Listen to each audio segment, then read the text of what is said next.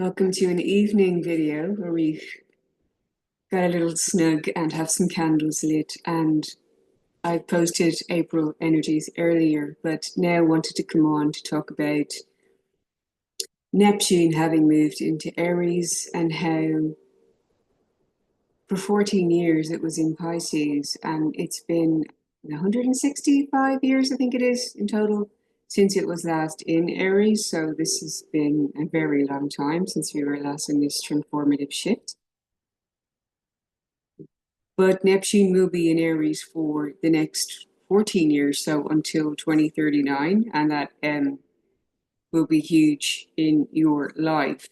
And it's looking at the aspects of the self and unconditional love. So I wanted to go through a few things on that with you and talk about the energy of Neptune, talk about, your charter placements and how you can be aware of some things and alchemize some things so you get the best out of this energy moving forward in a way that is more loving of you. And the purpose of that is for you to raise your vibration and to allow yourself to have that connection to unconditional love within you, in your connection to source. If you can hear that in the background, that music playing, I've got a big huge red root chakra sound frequency music playing in the background. I hope that you can hear me okay. Hearing the sound is okay. But for Neptune, it's named for the god of the water. It's emblematic, I'm looking from a message here, emblematic of divine potential, universal love, and cosmic consciousness. And a client that I connected with earlier on today was talking about that universal love and unconditional love. And we both got talking about the mother wound and it being what can cause the sense of abandonment, rejection, neglect, and betrayal in us if we experience those emotions through the connection with the mother, which I believe many people experience and go through, and as a generational cycle of the mother experiencing that with the grandmother. And now I'm being reminded of another conversation I had with someone else who was recalling the pattern of healers activated within their family lineage, but also equally there being the energy of someone who presented as being narcissistic and making others within the family system like slaves, or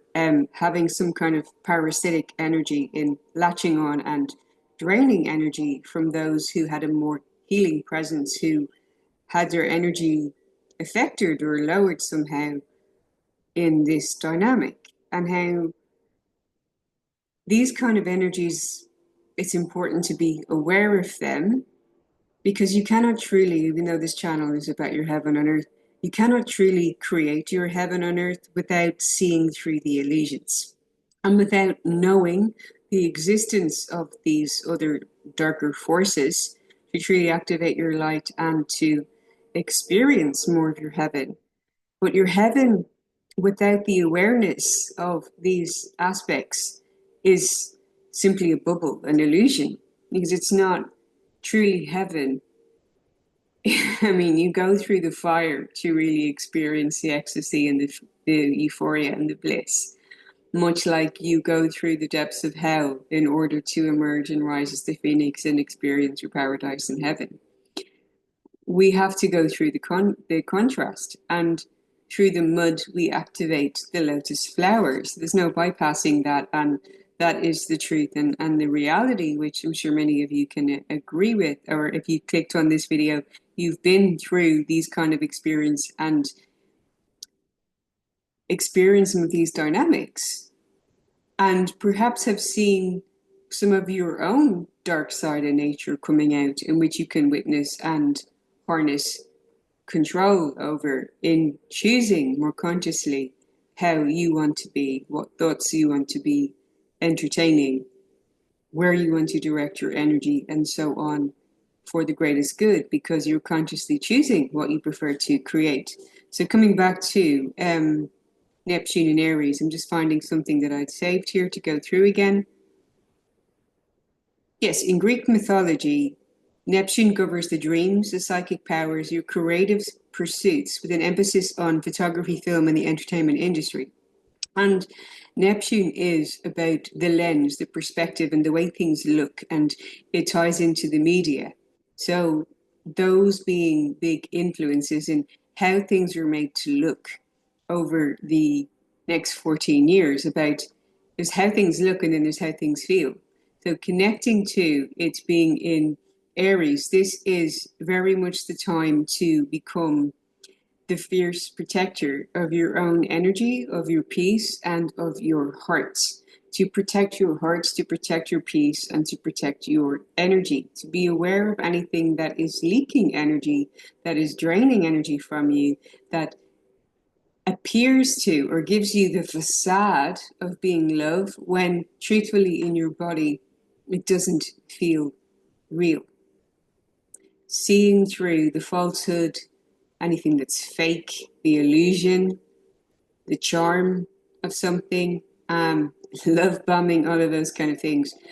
And resonating more from the heart chakra with what truly feels like love. Not that it looks it, not that it seems to tell that story visually, but to see through the smoke and mirrors for what is real, what's real to you, because the unconditional love starts with you. So over this 14-year period, it's using all of those things that you may have seen as illusions being shattered with Neptune and Pisces to apply these learnings and moving forwards to no longer tolerating and accepting what is not love, so that you can experience and embody choosing and deciding and commanding to have better in your reality. So this is tying into some energies that were gaining momentum and I referred to in the last two videos, I believe.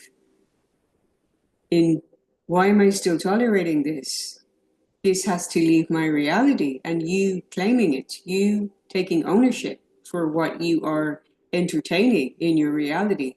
As in, you have to declare the signal to the universe of what you want love to be for you, and to accept no less, and to say, God loves me unconditionally, and therefore I'm declaring that this is my version of love that I want to experience. And if I experience something which is not meeting my standard, I will not allow that to be in my inner circle or in my world or in my reality if it's not feeling genuinely loving to you. So the question here is, how much do you believe you're worthy and deserving of? How much do you believe you're worthy and deserving of? And are you accepting less than what you deserve, or are you declaring to the universe that you truly do deserve more, and that you know it, and that you're embodying that in your energy? And if you're letting go of anything that is deceitful, that is manipulative somehow of you, of your energy, that is influencing your peace somehow, knocking you off center of balance, that is playing with your energy, that is not the energy of love, that's giving you some weird vibe or doesn't feel heart expansive in your heart, is not opening of the heart chakra. It's important that even though you may feel a grief coming up, or you may feel a sacral rage or anger over this betrayal or this manipulative behavior, to come at that with a sense of mercy, which is also tied into Neptune energy. Mercy, forgiveness, letting go. I had said in a post that I shared earlier on today, in how you can channel any anger that you may have into art, into creative expression, and to transform it into something that has beauty, that is a work of art, rather than creating anything harmful. But if you're in a kind of whatever vibe, or unbothered or emotionless, not attaching emotion to the dynamic, that is truly powerful. And I truly personally believe that this is a manifestation power in being unbothered and not attaching emotion to the things that you were letting fall away and closing out cycles or letting relationships go. And this could even be with a family member or closing out a relationship with your own mother. If you see that manipulative dynamics are there and it's not loving, it gets to a point where you have to declare to the universe, I deserve better, and I'm refusing to accept this anymore. But when there's no emotion attached to that, and I certainly have experienced this in the past where I was in a relationship which was highly toxic and a mirror of my own, these dynamics being familiar to me. So therefore, I couldn't see anything as inherently wrong with them until so much momentum was building that things were becoming violent to really snap me out of that and wake me up to how wrong this is. And I continued having to, because of living situation, continue living with somebody, but wanting them to leave. And it was when I became completely emotionless, like indifferent, like I literally do not care what you do, whether you do this, do that, it is no interest to me. That person like lost interest and up and left, and I got what I wanted through there being no emotion. And it's interesting when you think of people who are high on the spectrum somehow or display narcissistic tendencies, we'll say, rather than to throw the word narcissist around, they tend to not have an empathy or not have an emotion attached to things, which can make them master manifestors. And these people seem to always be successful, always get what they want. And it's because there's no emotion attached to the goal or the objective. There seems to just be this relentless pursuit of the desire and no true emotion undercurrent. It's just there's a void there, you know. And it's interesting when you, excuse me, take emotion out of things and it just becomes neutral. Things lose power and lose importance. And if you are manifesting something for your greatest good and highest joy, you may consider going at it with that approach of neutralizing what it is that you want and not attaching so much emotion to it, of not really needing or really wanting or feeling that you're perpetuating anything or feeding it with some kind of energy of emotion can take it off some kind of pedestal that's giving it greater importance than you. Because essentially, and I've said this in another video, nothing is more important than you. That you, your life force, energy, the fact that you exist and that you are and that you live and you breathe are the most important thing. And I said this earlier on to someone who I was speaking to about there being more rain coming here in Brilliant, and we're so happy about it because then the reservoirs will be filled up with even more water, and you know the local farmers will have more water for irrigation, and you know, people in the village are going for coffees and being so happy, chatting about this abundance of rainfall that's coming because of there being less water shortages and having water supply for the next 3 years. So it's keeping an abundance of water there. There's a celebration of that in nature.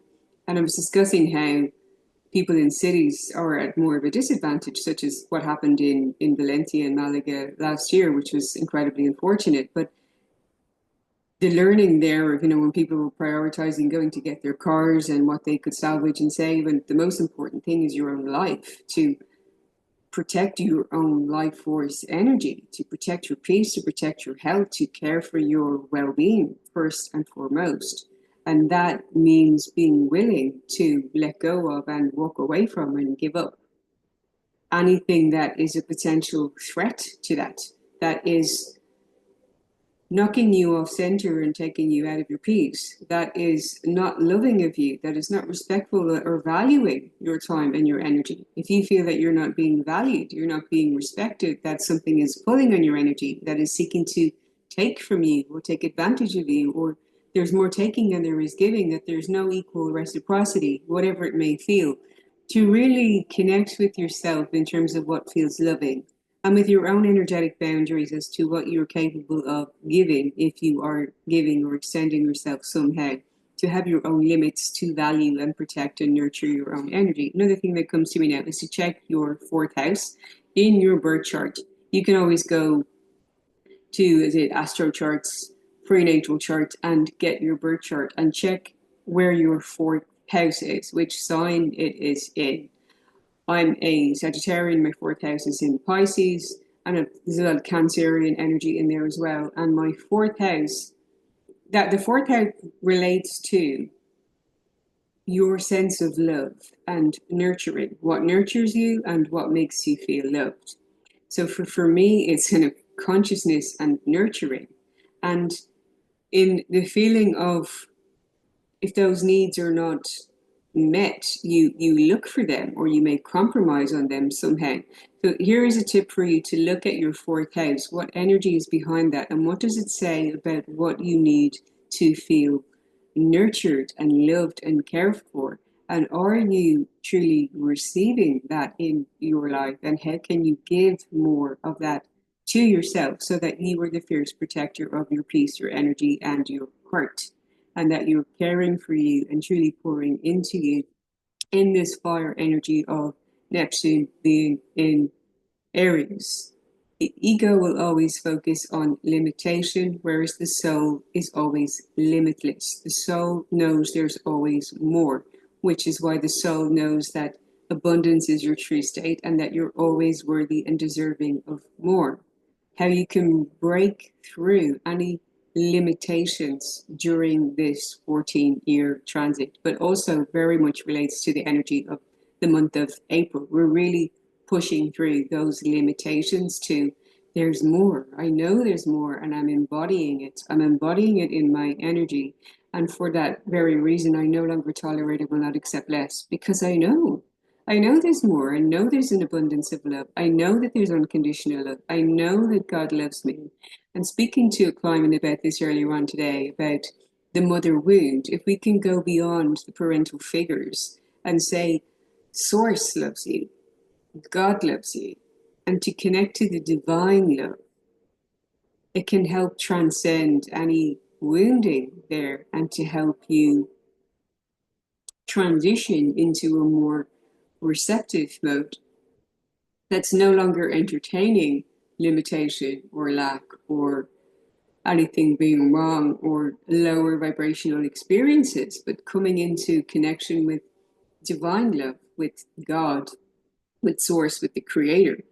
So your soul knows that you deserve to thrive. When you connect to your heart chakra and you connect to gratitude and you connect to gratitude for your existence, but beyond that, your absolute divine birthright and permission to thrive and to experience even deeper love. And everything is the energetics of love. What you are receiving, the connections you have, the opportunities coming to you, the amount of abundance that you generate, that you're not here to earn anything, but you attract everything through resonance of who you are. So attracting more money into your reality through being the energy of love and being in gratitude, opening up your heart chakra allows you to be more magnetic to money coming to you, to possibilities and opportunities being attracted to you in that energy. And this does require you to let go of, to forgive, to have mercy, to shed, to grieve any bitterness or resentment or anger that you may have for dynamics which have not felt loving. To allow yourself to see repeated patterns or illusions and to let them go. With love in your heart for how more is making its way to you. That more is always available to you. And that through protecting your own energy, protecting your own peace, and caring for your own heart, the more you see that energy being mirrored back to you, reflected back to you, and you literally open your heart to receive an even deeper, more profound love, which you absolutely deserve in all areas of your fabulous, beautiful life. Let me see if there's anything else. Declare to the universe, I want real love. I command real love. I command unconditional love within me and in my reality. for my expansion, for my thriving, for my abundance, for my joy, for my harmony, for my peace, for my bliss, for my success, for my growth, for my evolution, for the ripple effect that I can create through my very own vibration. So this energy, this video may feel in some ways a little heavier, but it is getting to more truth.